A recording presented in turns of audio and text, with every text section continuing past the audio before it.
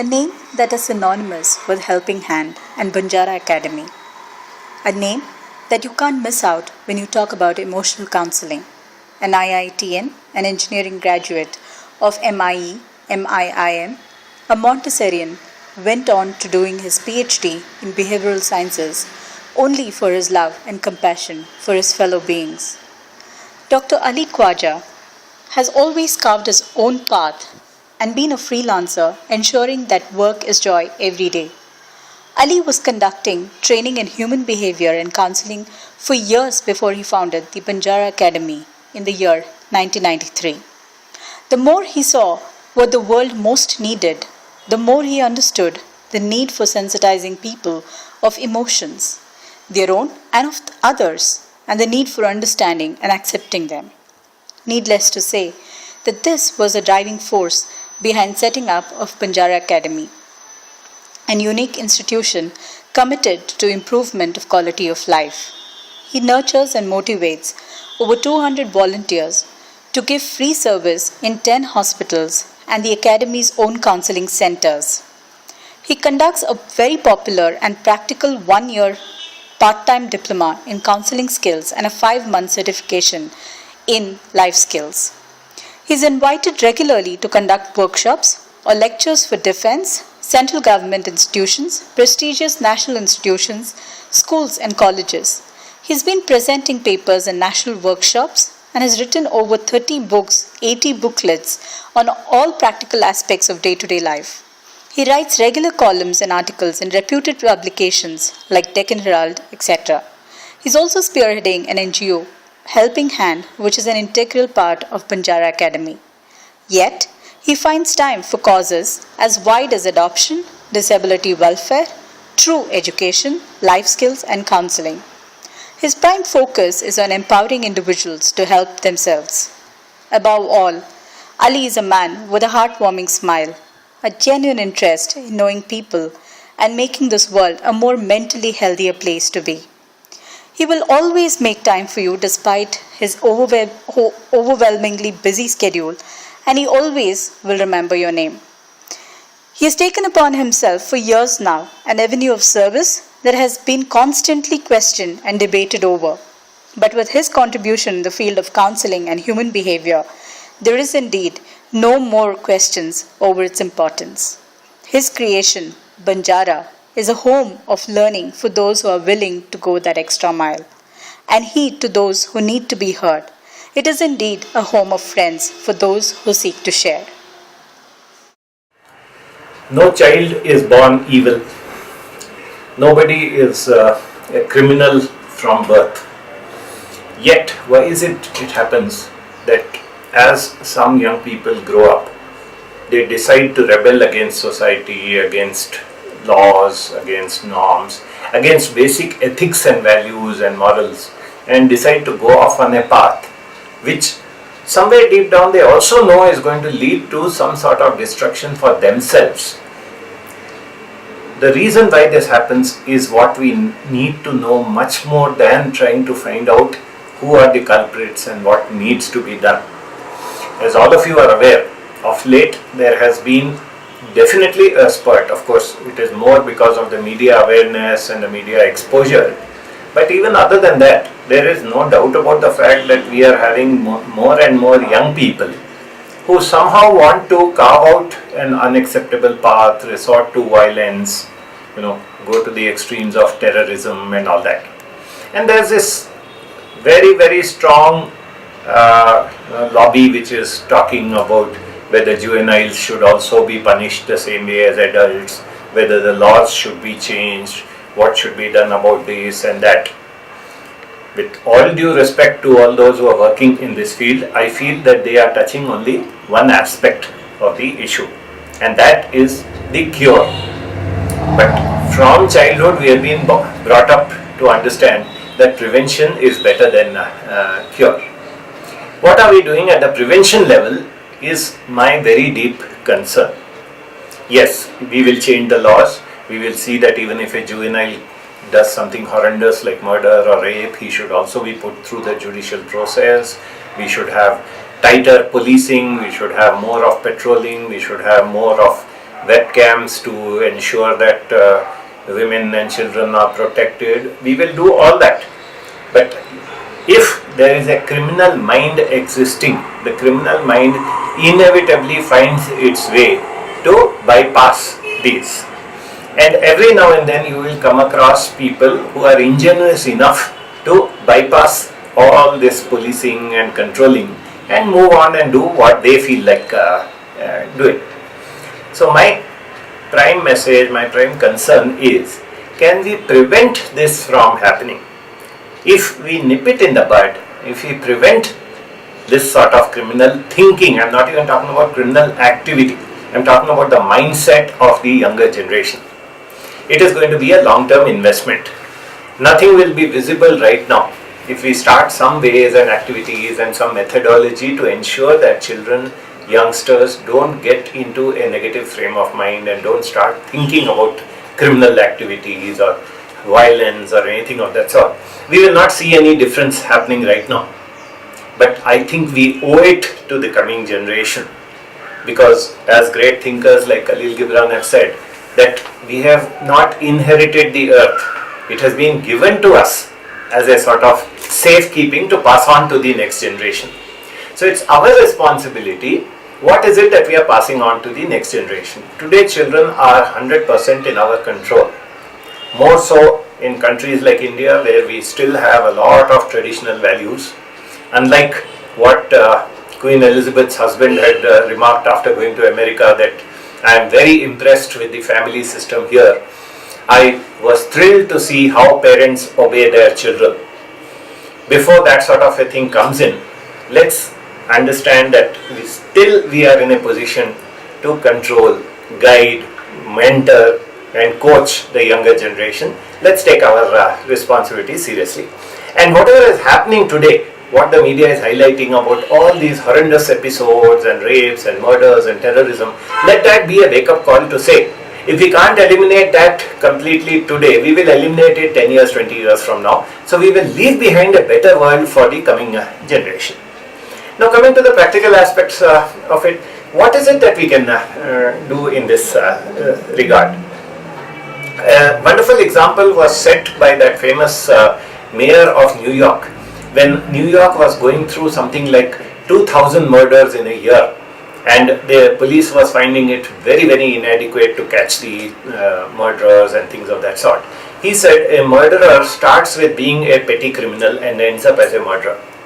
Since we are not able to control murders, let us control petty crime. And he sent the police to look for those who are, selling drugs at the street corner, or who are breaking a shop window and shoplifting, or who are pickpocketing in the metro and trains. So let's start getting them under control. When they come under control, so many of the potential murderers are already brought on the right track. And I am told that he had a phenomenal success. Can we start looking at those sort of things? You will see, for example, 2-3 small children going on the road. They will see a stray dog who is not provoking them, who is not threatening or hurting them. He is sleeping peacefully. A child will pick up a stone and throw it at that dog. Probably if you have seen that sort of thing, you have at the most sympathized with the dog, or you have said children will be children, I wonder why they do it, and you have walked off. But do you realize that you have just gone past a potential terrorist or a murderer or a rapist or something of that sort? You may see in a classroom, in a school or something, where the boys are teasing the girls. What happens as they grow up? They feel that they are superior to the girls. The girls are a commodity. Are we doing something? Is the teacher giving enough attention to tell the boys that I will not allow any differentiation between the genders? That the girls are as capable and as competent as you are. If you do not give them respect, you will not get respect. At that point of time, it may look silly if there is a boy who is just teasing a girl or something, or even a gang of boys who are calling her names or something of that sort. But as I said, that is where the root of the problem comes in. Tomorrow that fellow grows up and he realizes that this girl who, I have always been looking at girls as a commodity, so it doesn't matter to me if I start teasing her on the road or molesting her or something. Once he finds that that can be done, then one fine day he may get into an act of rape or murder or something of that sort. So we need to start with the younger children at every point of time. See, long back we used to have something called moral education in schools. It became so boring that not only the children, even the teachers decided that it's not worth it, and somewhere along the line that moral education became value education, it became life skills education, and it became no education, it became a free period type of thing. Can we build that up? Can we ensure that every child, every school, every young person, right up to the point when they, let's say, come into something like Interact or Rotaract and that sort of thing, whether these basic values of giving, as I call them, there are values of being and there are values of giving. The values of giving, what am I giving to this world? Am I giving respect to a girl? Am I showing consideration for old age? Am I understanding that a failure, person who has failed in something is not a failure just because I am successful and he has failed? I don't label that person as a failure. Do I understand that I have a right to earn money, gain a lot of wealth, enjoy it, but I don't have the right to flaunt it and look down upon people who don't have wealth? Do I understand that that wealth is meant for my comforts and for my happiness, not to buy other people off or to put other people down and things of that sort? At this level, if we can start working on these things, because my primary concern and my really deep anguish is not enough is being done. We have very good sporadic efforts being made by individuals, but they need to be converted into a movement. For example, the great Professor N.S. Ramaswamy, who passed away last year, he brought out a magazine called Ethical Management. Every article on that was aimed towards young managers and towards students of MBA and management. What he did was that while teaching them the basic techniques of management through that magazine, he was ensuring that certain values, certain ethics, certain morals are to be brought in.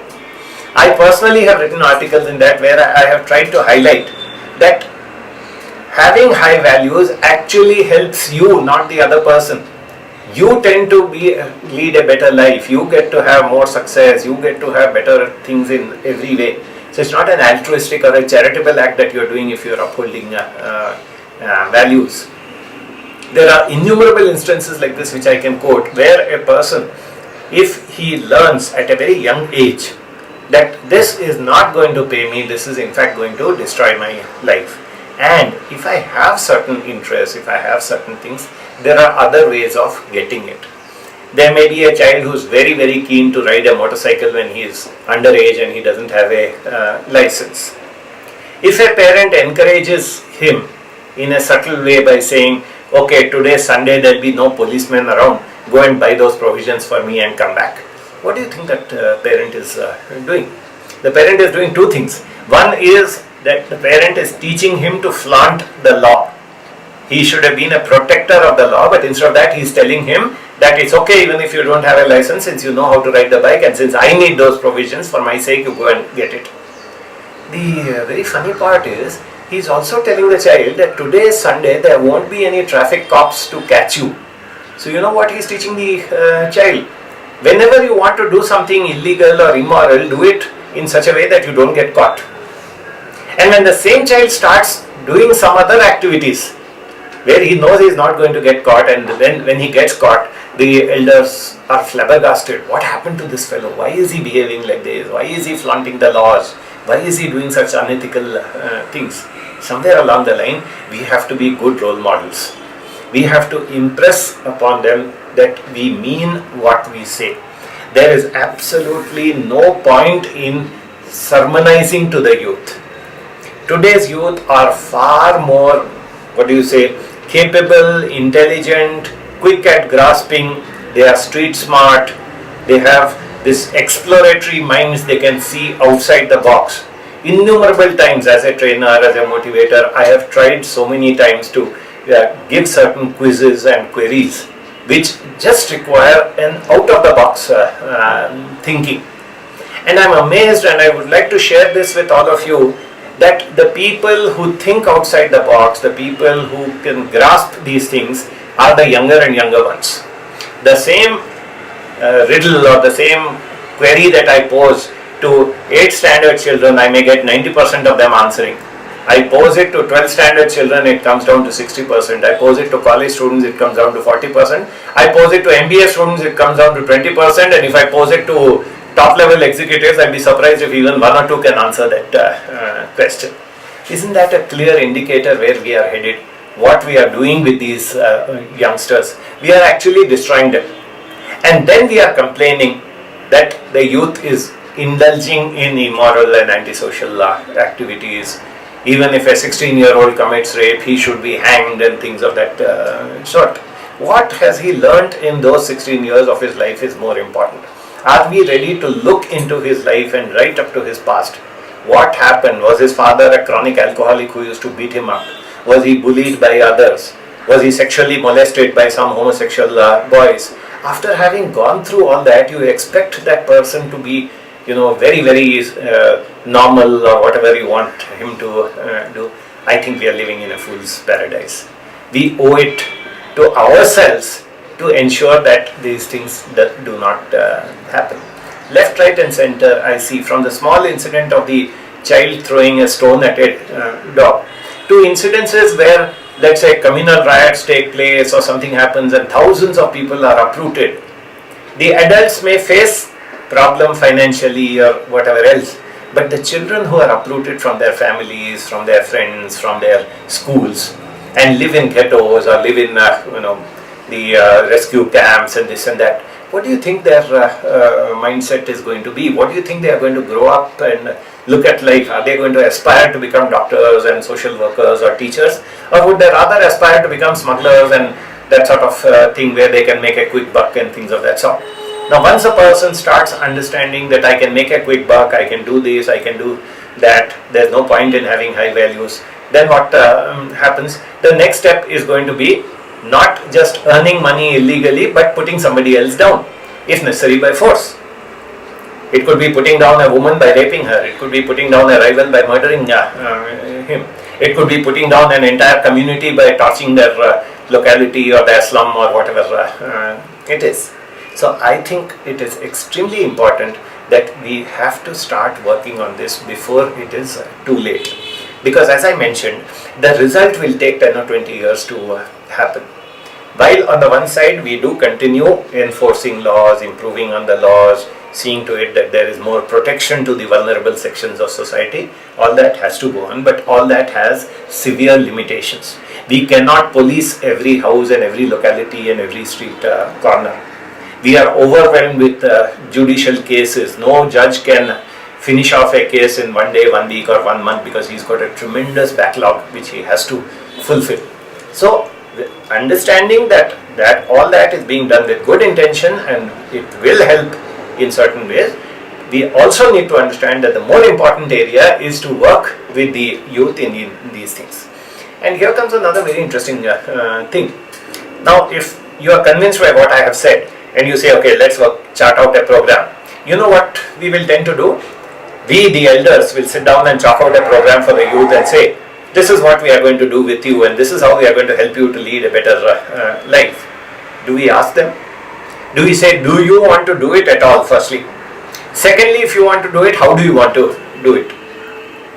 Right from the inception of modern education, no child has been asked, do you want to study physics and chemistry or social studies or languages or something? No child has been told at what pace do you want to study. No child has been asked which textbook you like. No child has been asked which teacher do you prefer.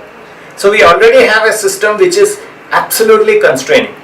Now if you are going to take the step and move into something of this sort, and if we are going to do it one-sided, that we the elders, we the all knowledgeable people, experts, we are going to tell you how to improve your life, I don't think it's going to work. I think the first thing is to open a dialogue. Most young people that I meet, whether it's a 10-year-old or a 15-year-old or a 20-year-old, their basic contention is, we do not have a voice, we are not heard. I don't know how many of you are aware of a thing called child parliaments. There are some NGOs which are running what they call as child parliaments. Children of a slum, children of a village are asked to get together and form a parliament, elect your prime minister, elect your representatives and MPs and this and that, and voice what you want. It could be something very small, that in front of my house that sewage water goes, I want that to be diverted, but that neighbor is not agreeing. It could be that I want a little more cleaning of the playground because there are stones over there and we get hurt when we play there without our footwear. And they are taught to come out with their issues. If we can make that as a model and work on similar areas where you allow them to voice out what they are feeling, firstly with the needs, and surprisingly so with their solutions, because young people today have such fantastic solutions if only they are given a choice. If you tell them what would you do, ask them, let's be very blunt, talk to some teenagers and say, okay, you're a boy, you are going in a very very lonely area, you see an extremely beautiful girl all alone, you know that there's nobody in the whole vicinity 1 mile around and nobody will catch you, and this girl is too weak to hit you or something of that sort. Will you take advantage of her? Obviously initially he'll say no, because he wants to put up a nice face. Ask him why. Aren't you a man? Don't you feel attracted towards that girl? Initiate a dialogue. Somebody else will comment something, somebody else will comment something. Now that is where the awareness comes in. Once these sort of things are done, eventually when this person is faced with these type of situations, he knows what to do. Use case studies. Tell them this is what happened yesterday in such and such place. If you were in that place, what would you do? So many teachers have found it effective to ask the children, this year if somebody disturbs the class or somebody does this misdemeanor, what is the punishment that should be given? They've come out with very creative punishments. I have a lot of faith in the youth, not only of the world but more so particularly of India, because our economy, our future, the way our democracy is going is wonderful. We can set an example to the whole world. We have this rich traditions of the good old days where values and morals, the gurukuls and all these things used to be the ultimate. We come from a society which used to say Acharya Devo Bhava, that means the teacher is a god. All of us should convert ourselves into teachers for the youth and teach them how to live life.